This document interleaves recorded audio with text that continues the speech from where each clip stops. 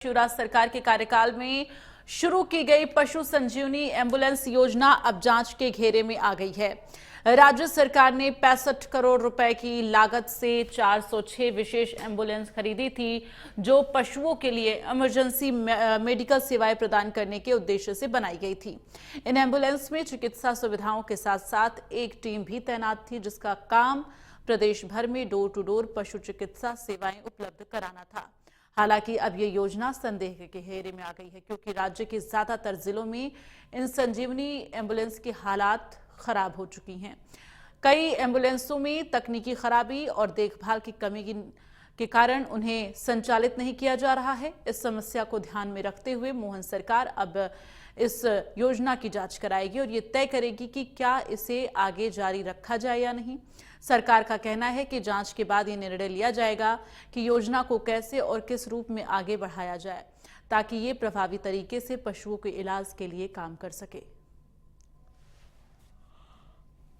Bharatiya Janata party सरकार द्वारा पशुओं को सही व्यवस्था देने के लिए एम्बुलेंसों की खरीदी की गई थी और ये बहुत ही महत्वाकांक्षी योजना थी। इस योजना में कुछ लोगों द्वारा अनियमितताएं की गई या फिर सही तरीके से जमीन पर योजना का लाभ नहीं मिल पाया, इसलिए सरकार द्वारा इसकी समीक्षा की जा रही है, जांच की जा रही है, ताकि ज़्यादा से ज़्यादा पशुपालकों को भी लाभ मिले और पशुओं को भी लाभ मिल सके। इस योजना को जमीन पर ज़्यादा से ज़्यादा उपयोगी बनाने के लिए ये जांच बहुत ही कारगर सिद्ध होगी। हम तो लगातार कहते हैं कि 2 दशकों की भारतीय जनता पार्टी की सरकार 50% कमीशन की सरकार है, भ्रष्टाचार घोटालों की सरकार है।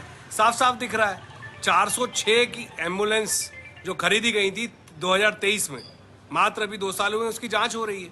तो ये दर्शाता है कि कहीं ना कहीं भारतीय जनता पार्टी पूरे तरीके से जो सरकार है इनकी घोटालों पर घोटाले करती जा रही है और जनता को ठग रही है।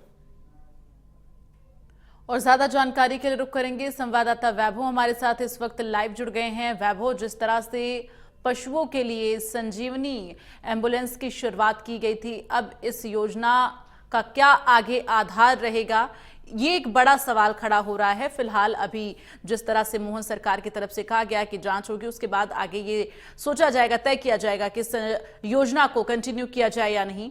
फिलहाल अभी मौजूदा हालात इसको लेकर अपडेट क्या हैं? दरअसल 12 मई 2023 को राजधानी भोपाल के लाल परेड मैदान पर गौ रक्षा सम्मेलन हुआ था। उस समय मुख्यमंत्री शिवराज सिंह चौहान थे, उनके द्वारा ये जो संजीवनी एम्बुलेंस है उसे हरी झंडी दिखाई गई थी। 406 ये एम्बुलेंसेस थी और इसकी जो एक की बात की जाए, कॉस्ट की बात की जाए, 16 लाख है। महिंद्रा का जो पिकअप वाहन होता है उसकी कीमत 10 लाख थी। जब उसको मॉडिफाइड कराया गया तो एक एम्बुलेंस की जो कीमत पड़ी थी वो 16 लाख रुपए पड़ी थी। वर्तमान के जो मंत्री हैं, पशुपालन मंत्री लखन पटेल, जब उनसे सवाल किया गया कि ये जो एम्बुलेंस है तकनीकी खराबी के चलते गैरेज में रखी हुई हैं, कई स्थानों पर उनका सर्विस सेंटर पर रखी हुई हैं, तो फिर कैसे पशुओं को इलाज मिले? क्योंकि एक टोल फ्री नंबर जारी किया गया था 1962। जब उस नंबर पर कॉल करते थे तो जैसे ही कोई गाय बीमार है या कोई अन्य पशु बीमार है तो उसके इलाज के लिए एम्बुलेंसेस पहुंच जाती थी। एम्बुलेंस में एक वेटरनरी डॉक्टर भी रहता था, इसके साथ ही दवाओं के लिए कैबिनेट भी बनाया गया था, एक फ्रिज भी रहता था। लेकिन जब तकनीकी परीक्षण किया गया तो उसमें सामने आया कि जो लोड है, ये जो मॉडिफाइड कराई गई ठीक तरीके से मॉडिफाइड नहीं कराई गई, इसलिए जो लगातार है ये दुर्घटनाग्रस्त हो रही है। संजीवनी के लिए जो एम्बुलेंसेस बनाई गई, उसके बाद ये जो कैबिनेट बनाया गया था मॉडिफाइड करके उसको हटाया गया, फ्रिज हटाया गया, उसका भार कम करने की कोशिश की गई, लेकिन उसके बाद भी कुछ ठीक नहीं हुआ था। मोहन सरकार इस पूरे ही जो संजीवनी एम्बुलेंसेस की जाँच कराएगी और उसकी उपयोगिता पर चर्चा की जा रही है कि क्या उपयोगिता, जिसके लिए आधार बनाकर इन एम्बुलेंसेस को हरी झंडी दिखाई गई थी, कहाँ तक वो सफल साबित हुई हैं। तो जो जानकारी मिली है वो यही है कि अभी संजीवनी जो एम्बुलेंसेस हैं वो केवल सर्विस सेंटर की शोभा बढ़ा रही हैं। तो ऐसी शोभा से क्या मतलब, जब पशुओं के लिए जो सुविधा शुरू की गई है वो सुविधा पशुओं के काम ही ना आ पाए। तो ऐसा लगता है कि जल्दी इस एम्बुलेंसेस को बंद करके कोई नई योजना लाई जाएगी, ताकि जो पशु हैं, जो गाय हैं, जो घायल हो जाती है, कई बार हम देखते हैं हाईवेज जहाँ पर होते हैं कि दुर्घटना के चलते गाय जो अन्य पशु दुर्घटनाग्रस्त हो जाते हैं, उनको इलाज नहीं मिल पाता है, तो उसके लिए योजना शुरू की गई थी, लेकिन अब लगता है ये योजना किसी काम की नहीं रही। बिल्कुल। और ऐसे में वैभव, अभी क्या जानकारी है इस योजना को, किस तरह से कौन से वो अधिकारी हैं जो देख रहे हैं, किनकी देखरेख में ये योजना अभी चल रही है?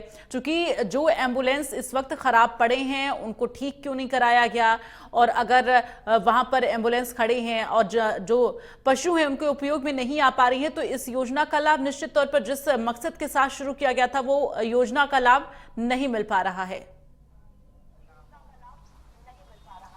बिल्कुल, आपका सवाल बिल्कुल जायज़ है। जिस तरीके से आपने सवाल के अंत में कहा कि पशुओं को लाभ नहीं मिल पा रहा है, यही कारण है कि पशुपालन विभाग के जो मंत्री लखन पटेल इस पूरी ही योजना की जांच की बात कर रहे हैं। इसके पीछे तर्क भी यही दिए जा रहे हैं कि जो मॉडिफिकेशन किया गया है महिंद्रा बोलेरो को 6 लाख रुपए लगा के उसमें जो कैबिनेट बनाए गए हैं वो ठीक तरीके से नहीं किया गया, इसलिए जो कई बार गाड़ियाँ पलटने की भी जानकारी मिली है उसमें, जिसके पर पूरा बेस होता है वो बेस भी कई बार टूटने की खबरें मिली। और सर्विस सेंटर, चाहे मऊगंज की बात की जाए, सतना की बात की जाए, मालवा की बात की जाए, यहाँ पर एम्बुलेंसेस जो सर्विस सेंटर पर रखी हुई है खर्चा काफ़ी आ रहा है उनको सुधरवाने में, और इसलिए सवाल खड़े हो रहे हैं कि ये जो एम्बुलेंसेस हैं क्या ठीक भी हैं या नहीं है।